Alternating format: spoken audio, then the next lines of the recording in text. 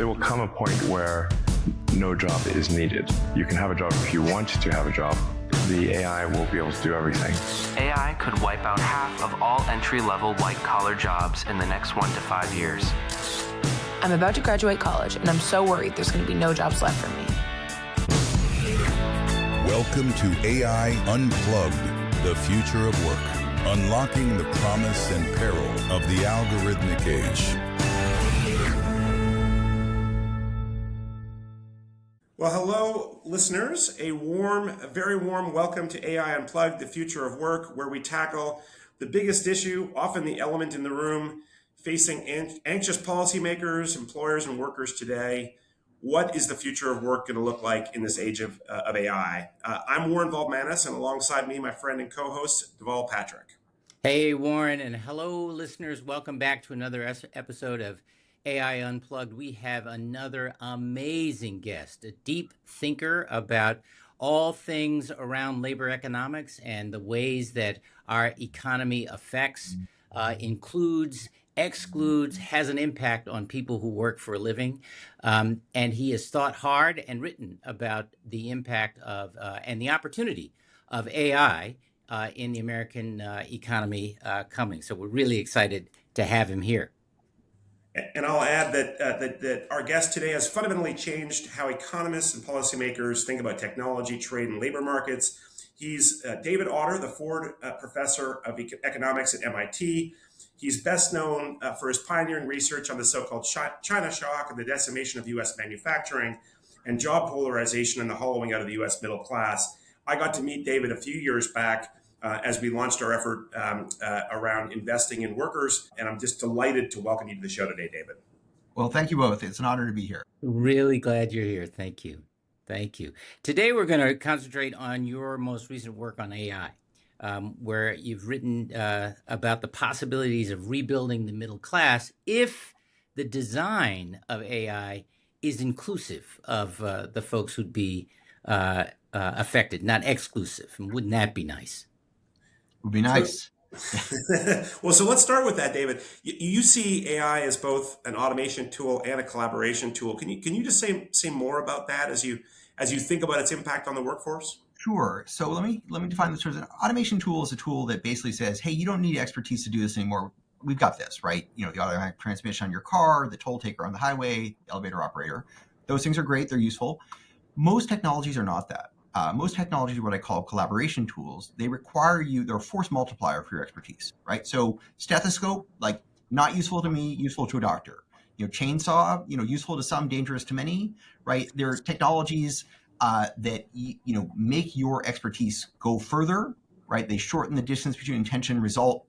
They allow you to accomplish things you could not accomplish on your own. And much of our expertise is bound up in our knowledge of tools. An air traffic controller, your job doesn't exist without your tools, right? I couldn't do my work without a computer. It wouldn't what I do for a living requires a computer. And that's true for many of us. And, the paradigm of AI is very much driven by this automation paradigm, this sort of, we got to replicate, accelerate, overtake, replace. And certainly the quest for AGI, for artificial general intelligence, it's not driven by crying human need for AGI. People, what would you pay on Amazon for AGI? Most people say, I wouldn't. I would, I order something else.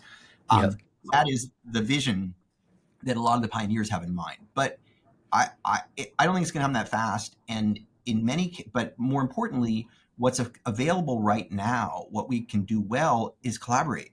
We don't know how to replace doctors with technology, but we know how to make them much more effective. But that's also true for people who do, skilled repair work, for people who do contracting and design. And it could be more true in medicine, in law, in software. We could use AI, if we used it well, to make that work more accessible, more available, to enable more people to do it. And that has costs and benefits. It creates competition, right? Which nobody likes. Everybody loves free markets. Everybody hates competition, right? Mm-hmm. If you're a medical doctor, you don't want competition from nurse practitioners, right? If you're a lawyer, you don't want competition from paralegals. Many occupations basically create boundaries and barriers to prevent competition from happening. Competition actually is often, it's beneficial for consumers, but also creates opportunities. Like nurse practitioners have nothing to do with AI, right? they create all kinds of competition for medical doctors, but that has created a huge and fast-growing, highly paid field, right? That not only creates good work, but brings down prices and makes healthcare much more accessible. And at this point, right, nurse practitioners are heavily augmented by technology, right? Diagnostic tests, drugs that software that looks for drug interactions. So can I just pick on one of the many really interesting points you made? You said that you didn't think agentic or AIG would come quickly. That's a little different, I think, than what we're hearing from many of the AI, sort of proponents. Yeah. So I think, people, the AI community is mixed about this. And let me say, AI is amazing. It's improving rapidly, right? I don't think, and I think many would say this, many would disagree, that it's not on a glide path to just getting to AGI by doing more of the same. Fundamental things are missing. Currently, most AI systems, they don't understand cause and effect. They don't understand the arrow of time, right? The meaning of how many things are connected. They do incredible things. They have superhuman powers, but let's be clear, most of our tools have superhuman powers, right? They wouldn't be useful if they only had, human powers. If my power drill was no more powerful than my hands, it would be useless. But most of our technologies enable us to do things that we couldn't do on our own. That was what makes them transformative. It's not because they make things better, cheaper, faster. It's like, the technology that allows us to fly, that's not automation, right? We couldn't fly, right? And similarly for many, the modern world is the way it is because of the new capabilities we've created, not the ones that we've automated, right? If you automated everything that happened in ancient Greece 3,000 years ago, right, you wouldn't have a modern society. You just have ancient Greece without horses, right? It would have telecommunications. It wouldn't have penicillin, right? Wouldn't have flight. Can you give us your favorite example of an AI tool amplifying human expertise rather than replacing it, so we can sort of illustrate this for our listeners? Sure. So we've seen this in actually many randomized trials of people doing customer service, of people doing writing, of doing certain types of legal work, of medical diagnosis, that basically AI kind of levels people up. It tends to take people who, most people are not good at writing, right? Writing is hard. And I can tell you at MIT, we have lots of very smart people who don't write well. AI kind of helps by enabling, like, a 25th percentile writer to be as good as a median writer. Or, in a really nice example, in the customer service realm, AI enables customer service agents to learn faster to do expert work, right? It doesn't make them experts immediately. It just helps them get better faster, right? It also creates some types of new work, right? So, an interesting example, you've all heard the term data scientist. Yes. The Census Bureau had never heard of a data scientist in 1980.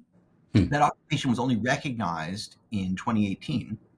There's 250,000 of them right now in the United States, right? And that, it's not all AI, but obviously data scientists wouldn't exist in a world where we have all this, until we had a world with all this computation, all this data.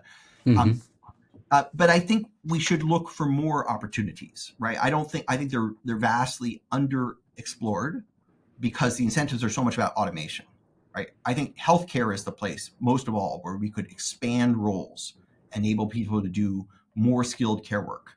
There's so much documentation in healthcare. There's so many things that aren't care related that healthcare workers have to do. You know this every time you interact with the healthcare system. And it does feel like that's an opportunity, especially in a labor constrained space where all of us wish we had easier access to our primary care doctor, for example. But healthcare is also one of those areas where the licensing is a gating factor, right? It's totally. Absolutely. And this is really an issue, right? And exactly as we talked about before, people don't want competition. Doctors are no fans of nurse practitioners on average.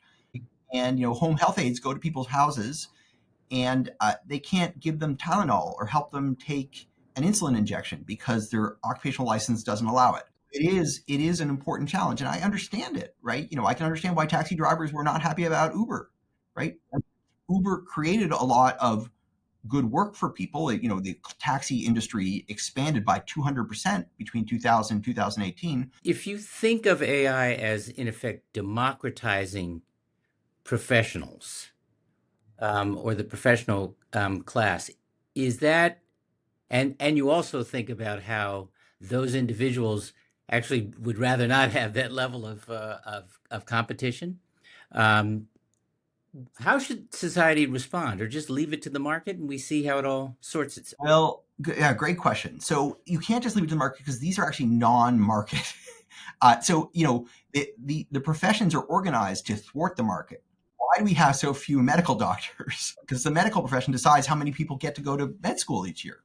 Professional occupations in particular, they control entry. And so the market can easily be thwarted, right? Like, bar associations don't want lawyers from one state to be able to practice in their state. And why is that? Well, you could say, well, they don't know the state laws, but an equally important reason is they don't want free entry. So I think it takes pushing. And I think, healthcare is the place where the government probably has the most agency, because, basically half of healthcare expenditure in the United States is public money, right? Even if it goes through private insurers, it's still being paid. Medicare is being paid for. It's not. So if more, you would say, well, if more people do healthcare work, then it's just, the pie gets sliced thinner and thinner. But that's not true. First of all, it creates value for consumers if we can deliver more services. It lowers prices, and the productivity gains in general, are themselves beneficial. They benefit everybody. So we should recognize that it's not just reallocation, right? It's opportunity to be more, to do more with the same amount, to get further expertise. So it's not all, it's not all just, busting down barriers. Well, and it's interesting. Healthcare workers themselves will tell you that they don't like doing the documentation that can be automated. If you're a counselor or a nurse, or any kind of healthcare professional, the things that drew you to the profession were helping people, not filling out forms. Which, if that can be done more easily with automation, and you can spend more time with patients, I think that generally that could help. That could help everyone, can't it? Absolutely. But, let's be clear, there are people who are medical transcriptionists, right? They would listen to those tapes and then they would describe them. And now that is being automated, right? For a while it was doctors typing at their computers while during the office visit, but now it's AI recording. So, there's always, there's going to be displacement simultaneously. And we should deal with that, take that very, very seriously. So you've written about the China shock, and we went through a period where we offshored lots of work, lots of industrial work, and we sort of had this narrative that, well, this is going to be good for everybody because we're going to do Americans are going to do higher value stuff, and surely this will be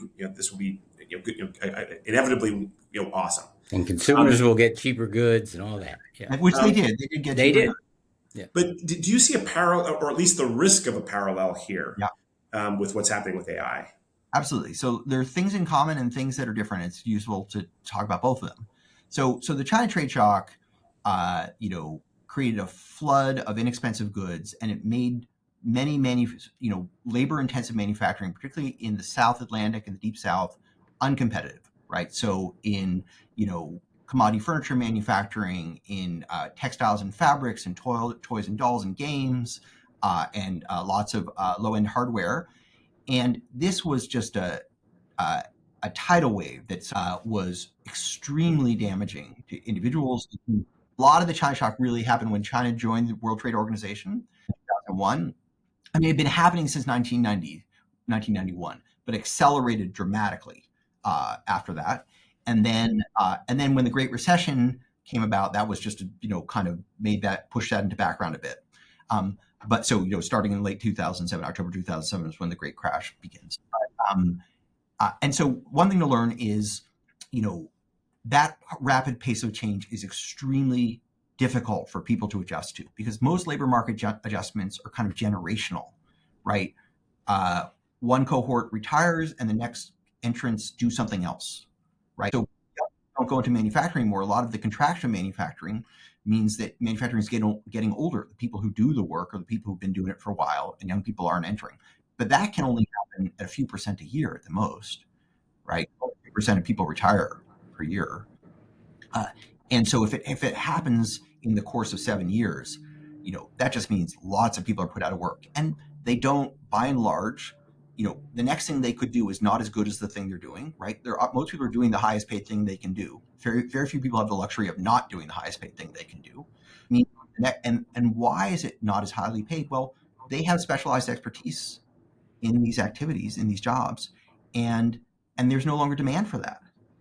So it's not just the elimination of work altogether. It's the devaluation of expertise, that you know how to do something, it's valuable, and all of a sudden it's not needed. There's a machine replacement or there's a trade replacement. So that teaches us that, the rate of change really matters, right? Like, we know 25 years from now, 20 years from now, there probably won't be taxi drivers, and there'll be many fewer commercial drivers because of, autonomous vehicles. If that happens gradually over 20 years, that's a manageable problem. If it happened, over President's Day weekend, that would be a disaster. Well, so let me talk about what's different. So comparing the AI shock to the China shock, right? Because they're both moving very fast. There are a few that are going to be different too. So one is the China shock was very, very geographically concentrated. If it all happens in a few places, you really notice. AI will not be that regionally concentrated. It will not have that flavor to it. Like, we've lost, millions of clerical jobs over the last 30 years, right? But no one says, oh my God, that wiped out the clerical capital of America, because such a thing didn't exist. So that's one difference. A second difference is AI will much more affect roles and occupations than entire industries. China shock really said, look, we can't make commodity furniture in America anymore. We can't do textiles, and clothing. It's just not competitive. This will not happen. It will be much more specific roles within organizations. So that also distributes it differently. And the third thing is that the China shock was a pure competitive shock from the perspective of producers. It's like all of a sudden their business model was not viable. Prices just fell too fast. AI will be perceived by businesses, at least, as productivity enhancing. So it's important to recognize that big thing the China shock teaches us is fast changes in the labor market are very difficult for people to adjust to, because people make career choices and they stick with those things. They invest in those skills and expertise, and it's a generational process of change. So let me ask you, is there a role for government or for policymakers to and what is it? I mean, if we see AI as having the potential directionally of a good, and we can anticipate what the bad is there some intervention from a public policy point of view that you envision? Sure. So, I think we have to think about both, directing the technology, but also helping people to adjust. So, so let me start with the adjustment part, because there's very practical things we can do. So during the Obama administration, they actually ran a big social policy experiment, what they called wage insurance. And it was added to trade adjustment. And essentially what it was if you lost a job because of trade, certified because of trade, and you were making, let's say, $25 an hour, $50,000 a year, if you took a lower paying job, the wage insurance would pay you half the difference for up to 2 years for up to $5,000. So in other words, if you were taking a $25 an hour, you had $25, you lost it, and then you took a $15 an hour job, well, you get a $5 an hour supplement for the first 1,000 hours. This got people into the labor force much faster. The program paid for itself. And you can say, why? Why did they, those $15 an hour jobs were there? Why didn't they take them? Well, look, if you're a $25 an hour person and then someone offers you a $15 an hour job, you're like, well, look, that's an insult, man. I don't do that, right? That's not me. But if someone said, well, okay, but, take it for now, and, we'll make up half the difference, it was effective in that way. Now, get people into high paid jobs, it's not a panacea at all, but it paid for itself. It's incredibly scalable, right? It's just money.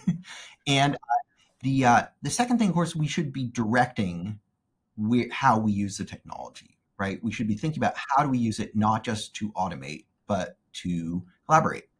And there, I think, the opportunity is, again, like in healthcare and education in particular, right? Because the government has so much leverage there, right? The reason we all have electronic medical records in our doctor's offices now is because the High Tech Act enacted by administration during, as stimulus, right? The Great Recession said every hospital must have electronic medical records and we'll pay for it. So we could say, look, we need to engineer the way we do healthcare differently to create more opportunity using better tools and expand, right? So I mentioned the example of, home healthcare, right? I'm involved with work trying to expand the license of home healthcare aides and to enable them, because there are millions of them, right? It's a very fast growth, to enable them, to do better paid work that's more expert. So I think that's a second thing that's very important, but it's going to have to be targeted, right? And that's the hard part. We say you can't just say, well, we need to create, this many good jobs. We need to say, well, where? What are the sectors? What are the opportunities? I think there's going to be more blue collar work, more construction and skilled trades and so on. Especially if we get our investment portfolio right in the United States, we have a lot of work to do, and that work is can be augmented by better tools. It's not going to be replaced in the midterm. And David, is it true that the tax policy today already disadvantages workers relative to machines? Is that true? And is that something you think we should address? It is true. So the tax on labor is much higher than the tax on capital. We have all kinds of, not only is the tax rate lower on capital, but much of it has zero tax, right? All these investment tax credits and so on. And whereas labor is, you might pay 25, 30, 35% tax on every dollar. And so, firms in the margin have an incentive to say, well, look, if the playing field were level, I might use a worker, I might use a machine. But look, the machine is getting an implicit subsidy here, right? I pay only 15% on that, 30% on labor, so I'll automate more. So, it's an argument for trying to reduce the tax burden on work. But you have to tax something. We can pretend to tax foreigners with tariffs, but we're mostly taxing ourselves. We could have more consumption-based taxation, right? A value-added tax. That term is anathema to Republicans. What's the formula for AI as a means, or one of the means, to rebuild a middle class, rebuild sense of opportunity that you can, you've used the example of someone who can become a health professional, who can become a nurse practitioner, and who has, in effect, greater productivity and system-wide provides more access by use of tools that simplify the record keeping and the paperwork that go with that. Not simplifying the paperwork, but really complementing the use of expertise, right? This AI is really good at helping people make good decisions, and all experts, right, are not their best expert selves every day, right? And having they're hungover, they're tired, they're stressed, right? And so having tools that help you make better medical decisions or diagnostic decisions or legal decisions, right, that enables more people to do the work with less risk, right? So the tool is not just to eliminate the kind of paperwork, but also to support good decision making. And that's what experts do. That's what they're paid for, right? That's why they're so, I'm not saying they're overpaid. They're valuable. But we could enable more people to do that type of work if we had tools that enabled more people to achieve expert performance. And David, how do you make sure then that those gains end up actually having an equalizing effect as opposed to a polarizing effect? Like how do you see the gains being captured? Is it the owners of capital, the owners of stock, the shareholders ultimately, or to what extent can the worker be cut in on this, and how can that work? Is that a thing companies will do naturally? Is that something that policy can encourage? Right. So very super important questions. So first of all, how would we know we were even achieving anything that looked like this? Right. It would be if more employers were hiring people without graduate degrees or necessarily without four-year college degrees to do this type of work. Right. So that I consider success. That would very likely be raising wages for those individuals, but not necessarily raising wages for the people they're competing with. So is it, would it, but then the question that Warren asks is does this ultimately redistribute gains to capital versus labor? It depends on the competition. We can't be absolutely sure. and it's something to worry about. So I will say, I'll put forward another radical idea. This idea does not originate from me. It actually, the folks at the Bergen Institute, Nicholas Berggruen, excuse me, and Nathan Gardels. But a lot of people talk about universal basic income. I'm not a fan of that policy because we have to tax people and transfer all the time, and no one likes being taxed. And in fact, no one likes being transferred to either. So a different idea is what they call universal basic wealth, which is that you give people a chunk of capital, right? Ownership of assets at birth. Give it to them once, doesn't vest till they're 18. And what does this do? Well, for one thing, it diversifies everyone's portfolio. So labor becomes less valuable, but you own valuable capital. Capital becomes more valuable. Well, you're diversified a bit. And that's really important. Most of us are very undiversified. We have our labor, and that's the valuable thing that, generates income for us. The thing is, over time, it diversifies capital ownership, right? And if the ownership is more broadly held, a lot of us worry, if all the gains go to OpenAI, right? I don't know if I want to live in a benevolent dictatorship run by Sam Altman. You've said that the future is not a forecasting exercise, it's a design exercise. I love this idea because I think sometimes we lose sight of the fact that we can shape our own future. When you think about the future of AI, what are the handful of design principles that you think are foundational for getting it right?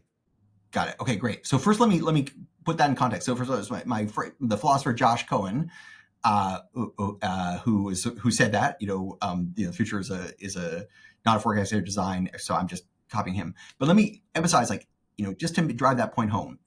Because when I teach executive education classes at MIT, I say, what do you think AI is most likely to improve over the next 10, 20 years? I say scientific progress, education, healthcare, poverty alleviation, ending, malnutrition, and so on. And people always say, scientific progress.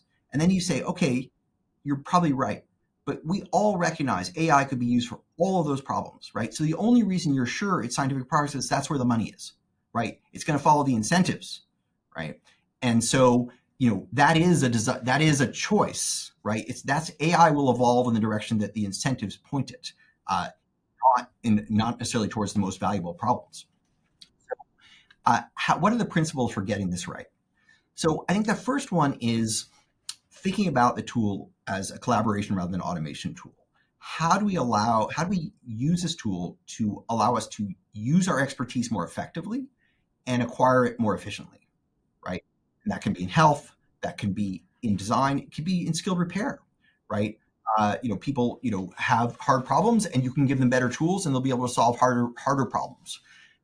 So there's a lot of work going on now about how do we do that, right? So a very big question is, how should AI communicate with people when they're making decisions? Should it tell them what to do, or should it give them, kind of contrasting explanations? If you do this, this might happen. If you do this, this might happen, right? Because if you just have them tell them what to do, they won't use their judgment. So they actually, we see radiologists do worse sometimes with AI than they do on their own because they over rely on it. Thank you very much for joining us today. This has been a really insightful conversation and sheds a lot of light on some critical issues. So we really appreciate your joining us on AI Unplugged. Thank you. Amen. Thank you so much, Governor, and thank you, Warren. This is really a great conversation, and I'm honored to be here. So Deval, universal basic wealth. Well, it's a really interesting way of going. So this concern that David articulated about if gains to labor, which is the asset that we all bring with us, if gains to labor starts to decrease, if the value of labor starts to decrease in a world of further automation, how do you create? How do you actually get in front of this question and actually start thinking about ways of cutting everybody in? And not this universal basic income thing where you're handing someone a check, but actually giving them a stake in how things progress. It's a really interesting idea, and I hadn't heard about it before. I think it could go a long way both to sort of demystify and maybe make less scary the implementation of AI, but if it's done thoughtfully, it'd be a great way for AI to be better trained, so that it's you're taking account of how to meet the needs of workers in order to make them more productive and more joyful, frankly, satisfied in the work. And I'd love for us to be thinking more about AI that way.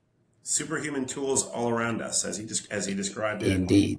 And then I guess the last thing, just this, I find it hopeful to think of the future, not as a forecasting exercise, but as a design exercise that keeps the agency with us humans, at least for now, which is encouraging.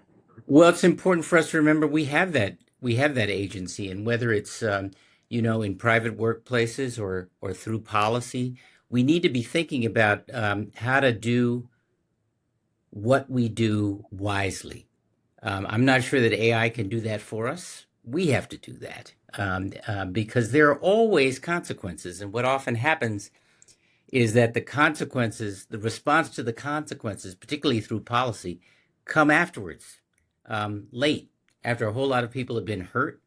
And wouldn't it be nice if we started thinking about how to manage those consequences on the front end and make, and moderate them or if not eliminate them entirely as a part of the transition?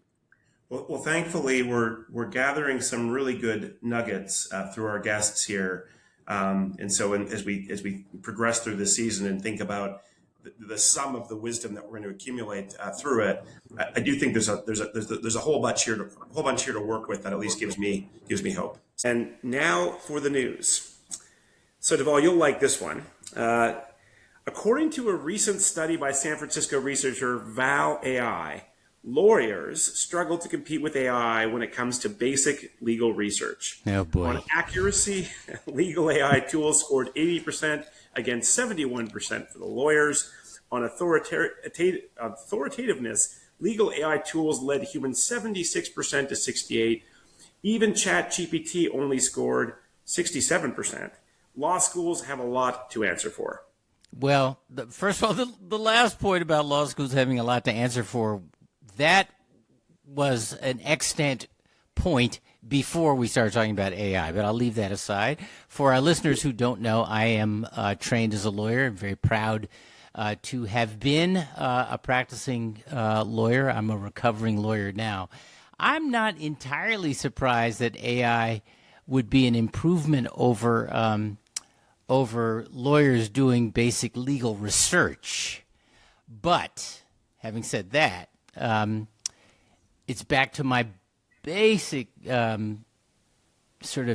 misgivings about AI. I'm not sure it replaces judgment. And that's, the best lawyers are the ones who bring judgment. So to the point I've made before in our conversations, Warren, that we're at a place now where we confuse information for knowledge and knowledge for wisdom, for that matter. I want to make sure that for all the sensationalism of AI, legal AI replacing or being an improvement in accuracy and thoroughness over humans doing legal research, that's not exactly the same thing as saying AI takes over lawyering writ large. That's true, although I guess there's a fair number of folks in law firms who are doing the research that the AI could do better. So maybe that means lawyers will give better advice, or maybe that means there'll be fewer lawyers. I don't know which would make the world. Well, meanwhile, AI appears to be taking over butlers. Butlers everywhere are looking over their shoulders after widely watched investor Cathie Wood, CEO of ARK Invest, told CNBC that humanoid robots will represent the biggest of all, in her words, the embodied artificial intelligence opportunities. How about that? Humanoid robots for all, powered by AI. Have you got one yet? That sounds pretty good. I do not have one yet, although I do like the idea of sending out a robot to go, buy my groceries or. No, that's not a real cook.